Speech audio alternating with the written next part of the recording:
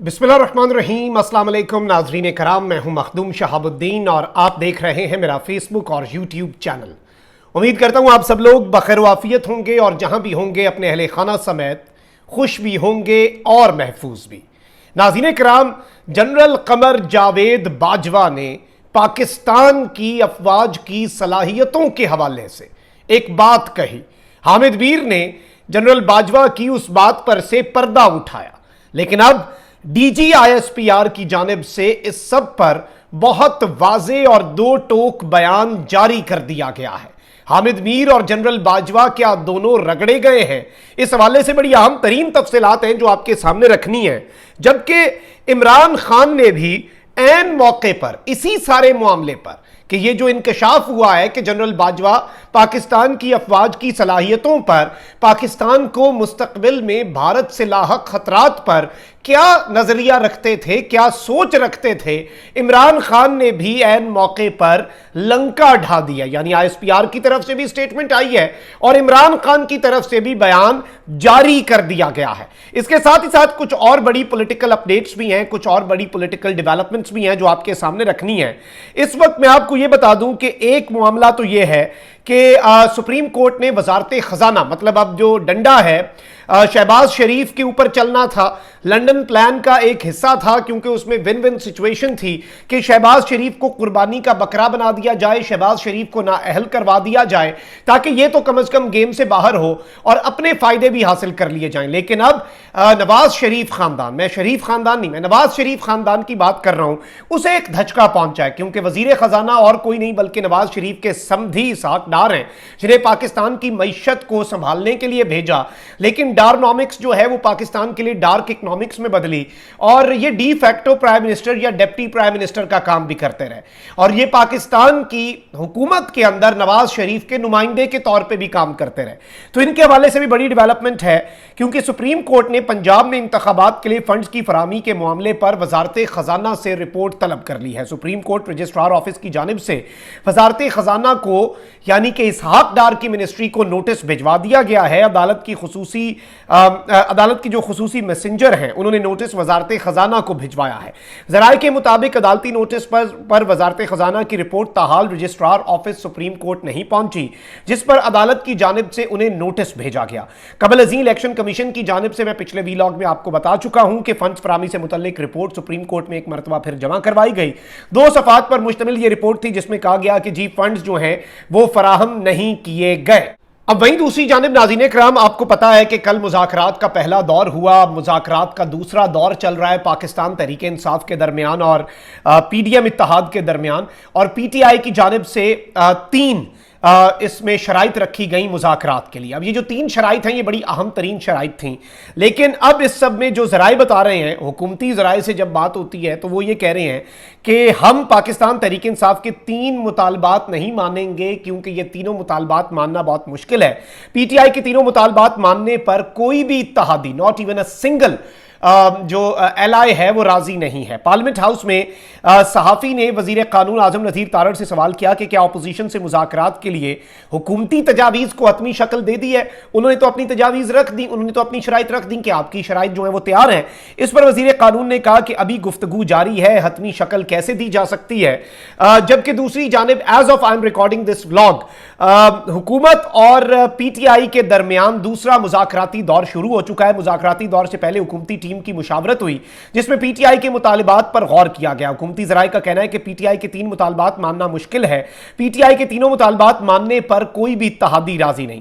ख्याल रहे कि पाकिस्तान तहरीक इंसाफ की जानिब से हुकूमती वफ्द के सामने 3 शराइत रखी गई थी और इन 3 शराइत के हवाले से अब ये कह रहे हैं कि राजी नहीं है। जबकि दूसरी जानिब यू शुड नो कि इमरान खान साहब ने आज सहाफियों के सामने, शाह महमूद पेशी पे मौजूद थे, फवाद चौधरी साहब पेशी पे मौजूद थे, साथियों के सामने बैठ के कहा कि मैंने इन्हें भी कहा है फौरी इलेक्शंस के मामले पर ये हुकूमत अगर नहीं मानती तो ये मामला आप छोड़ दें, इनसे बात करने की भी जरूरत नहीं है, ये बात करके अपना वक्त जाया करने वाली बात है।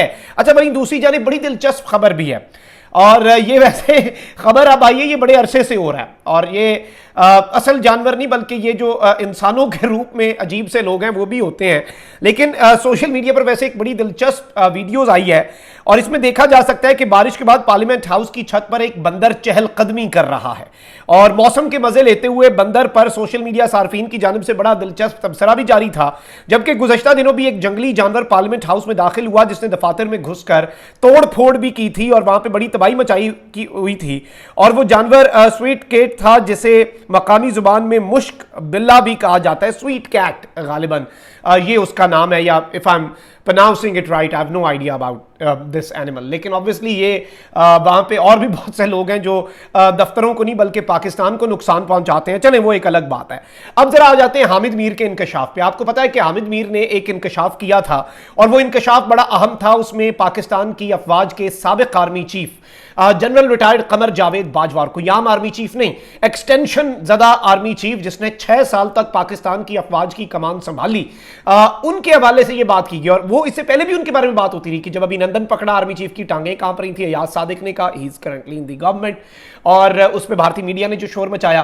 پھر اب جو حامد میر نے دعویٰ کیا ہے، اس کے بعد عمران ریاض نے ایک دعویٰ کیا کہ جی مجھ سے رابطہ کیا گیا کہ اسرائیل کے ساتھ نارملائزیشن آف ٹائز کے لیے ڈیبیٹ کم از کم شروع کریں، لوگوں کی ذہن سازی کرنے کا آغاز کریں، کیونکہ اسٹیبلشمنٹ یا پھر اسٹیبلشمنٹ سے مراد ایک باجوہ تھا اس وقت، وہ یہ چاہتے ہیں. پھر مقبوضہ وادی کا جو معاملہ ہے اس کے اوپر انہوں نے سودا کرنے کی حامد میر نے الزام لگایا، اور یہ تک کہا کہ پاکستان کی افواج جو ہیں وہ بھارت کا مقابلہ نہیں کر سکتی، ہمارے ٹینکس کو زنگ لگ چکا ہے، ہماری صلاحیتیں نہیں ہیں، ہمارے پاس تیل ڈلوانے کے لیے، ڈیزل کے لیے، فیول کے لیے پیسے نہیں ہیں، ہم بھارت سے کیسے جنگ لڑ سکتے ہیں. اس کے بعد ایز اے پاکستانی میرے تو جذبات مجروح ہوئے، میری فوج کے جذبات بھی مجروح ہوئے، اور جب میں نے بھارتی میڈیا میں یہ سب کچھ اچھلتا دیکھا تو اور زیادہ غصہ چڑھا. اچھا بہت سے صحافی بھی مطلب نسیم زارا صاحبہ بھی کنفرم کر رہی ہیں، اور بعد میں پھر باقی صحافی بھی سامنے آنا شروع ہو گئے، انہوں نے بھی یہی بات کی.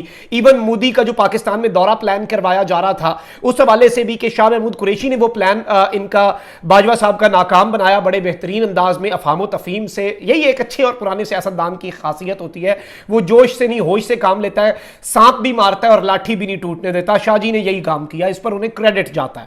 اور انہیں باقی ان کے اوپر جو مرضی لوگ باتیں کریں پی ٹی آئی کے اندر ادھر ادھر، لیکن کم از کم اس بندے کو ایک یہ مخدوم شاہ محمود قریشی کو کریڈٹ جاتا ہے کہ چاہے اس سے پہلے پیپلز پارٹی کے دور میں بھی کچھ اصولی موقف ہوتے ہیں جن پہ وہ شخص سٹینڈ لیتا ہے اور پھر وہ نہیں دیکھتا. اور اس مرتبہ مودی کے دورے پر بھی جب باجوہ اسے لانا چاہ رہا تھا اور یہ بیک ڈور امت شاہ سے مذاکرات ہو رہے تھے، یہ ساری چیزیں ہو رہی تھیں.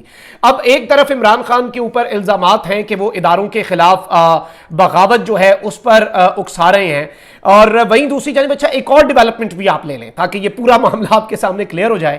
عوامی نیشنل پارٹی ANP نے چیئرمین پاکستان تحریک انصاف اور سابق DG ISI فیض حمید کے خلاف پشاور ہائی کورٹ میں ایک درخواست بھی جمع کروا دی ہے. صوبائی صدر ANP ایمل ولی خان کی جانب سے پشاور ہائی کورٹ میں دائر کی گئی درخواست میں کہا گیا ہے کہ KP حکومت سابق وزیر اعلیٰ محمود خان اور بیرسٹر محمد علی سیف کو فریق بنایا گیا ہے. درخواست میں کہا گیا ہے کہ دہشت گردی کے خاتمے کے بعد شدت پسندوں کی آبادکاری میں عمران خان نے سہولت کاری کی. فیض حمید کی معاونت سے دہشت گردوں کی دوبارہ آبادکاری کی گئی. عمران خان نے دہشت گردوں کی دوبارہ آبادکاری کرنے کا اعتراف میڈیا پر کئی بار کیا. ایمل ولی خان کی جانب سے دائر درخواست میں کہا گیا کہ عمران خان سمیت تمام ذمہ داران کے خلاف جوڈیشل کمیشن بنایا جائے، ملک میں دہشت گردوں کی دوبارہ آبادکاری پر فیکٹ فائنڈنگ کمیشن بنایا جائے. یعنی آپ یہ دیکھ لیں کہ فیض عمران خان گٹھ جوڑ ابھی بھی یہ انہیں ہضم نہیں ہو رہا کہ یہ کچھ نہ کچھ کسی طریقے عمران خان کی امیج کو نقصان پہنچا سکیں. اچھا اب ذرا آتے ہیں مین خبر کے اوپر، اور جو باجوہ صاحب نے سٹیٹمنٹ دی اس کے تناظر میں جو چیزیں سامنے آئی ہیں. پاک فوج کے شعبہ تعلقات عامہ ISPR نے سابق آرمی چیف کے بیان سے متعلق تبصروں پر اپنے رد عمل کا اظہار کر دیا ہے.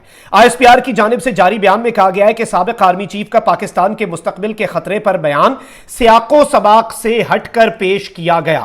اب اس میں امپورٹنٹ چیز یہ ہے کہ از دیر اے پاسبلٹی کہ سابق آرمی چیف جو ہیں ان کے حوالے سے کیا ان سے وضاحت لی گئی، ان سے کنفرم کیا گیا کہ آپ کا بیان کیا تھا، اور یہ کہہ رہے ہیں کہ جی یہ بیان سیاق و سباق سے ہٹ کر پیش کیا گیا ہے. ISPR کے بیان میں کہا گیا ہے کہ پاک فوج کی جنگی تیاریوں کے بارے میں میڈیا میں بحث سامنے آئی. یہ مباحثے سابق آرمی چیف کے انٹرویو کے تناظر میں ہوئے. ISPR کا کہنا ہے کہ پاک فوج نے ہمیشہ اپنی آپریشنل تیاریوں اور انتہائی جنگی قابلیت پر فخر کیا ہے اور کرتے رہیں گے. فوج مادر وطن کے دفاع کے لیے ہر وقت تیار ہے. پاک فوج نے ہتھیاروں، ساز و سامان اور جنگی وسائل سے بھرپور ہیومن ریسورس ہمیشہ تیار رکھا ہے.